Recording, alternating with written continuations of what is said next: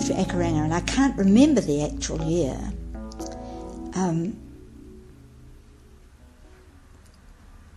We suddenly realised, even though we were further from the med school, which was what we thought was the necessary thing, we really had so much more scope for developing everything. There was so much more room, there were better equipment, and after all it had been a college of education.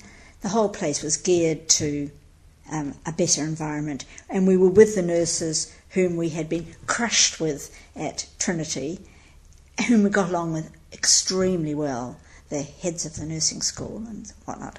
They were our firm friends. But in neuro, in my particular interest, we were able to. We actually stole a classroom over one of the holiday periods and established a neuro clinic where we had our own patients referred to us. So one of the clinical placements for physio students became the neuro clinic at the school, where our own patients came in, and a lot of the neurologists were our friends, and the societies like Parkinson's Society, of which I had a heap to do with. Well, I was their local president for a while. I set up classes around Auckland for people with Parkinson's disease in all parts of Auckland, from south to the North Shore, where people went for exercises once a week, and programs for them to run under the auspices of the Parkinson's Society, but I did all the classes. And when I finally retired from it, 5 other physios took over those classes. I was running all around Auckland, but I really had a feel for what physios could do for Parkinson's disease. And we had our own patients at the school. We were very involved with the MS Society. They sent us patients from the school. Neurologists sent us difficult patients with progressive neurological disorders, and we had an endless supply of patients, and we had 5 students working there all the time. It was wonderful because we could do what we liked. We didn't have to rely on the hospital staff or the doctors in the hospitals saying what should happen. And we had a pool we could use as well at the school, which was Fran's doing. She got the pool established there. Excellent pool. So that was one of the bonuses of being at Akaranga.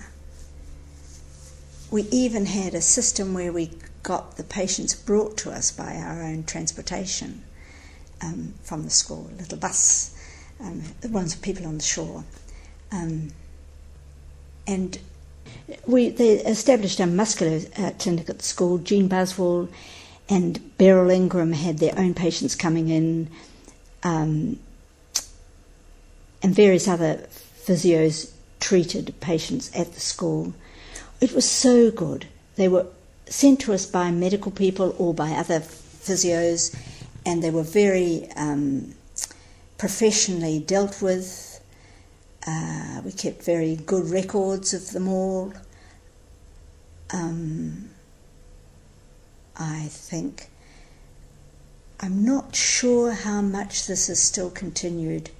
I don't think it is, and I would think it's a pity, but I'm sure they're doing something equally useful. One thing I think about our teaching at the school that perhaps we, because of our limitation in finance, we didn't do well enough, was to bring in experts to talk about their particular area of work on a sort of like a course basis. We did it in the postgraduate courses we ran, but people like Brian Mulligan, Robin McKenzie, Jenny Pryor in the respiratory field. We did a little bit in neuro. We had Kate Hedges, and she did a bit of teaching too. But we didn't have sort of blocks of these expert people talking to the senior students enough, I don't think, because we were all limited by our finances. And that to me would seem a pity. But it may be it's been rectified, and maybe it is a bit more postgraduate, although I don't think so. For the degree course, by the 4th year the kids are really, really good, and they should have these guys.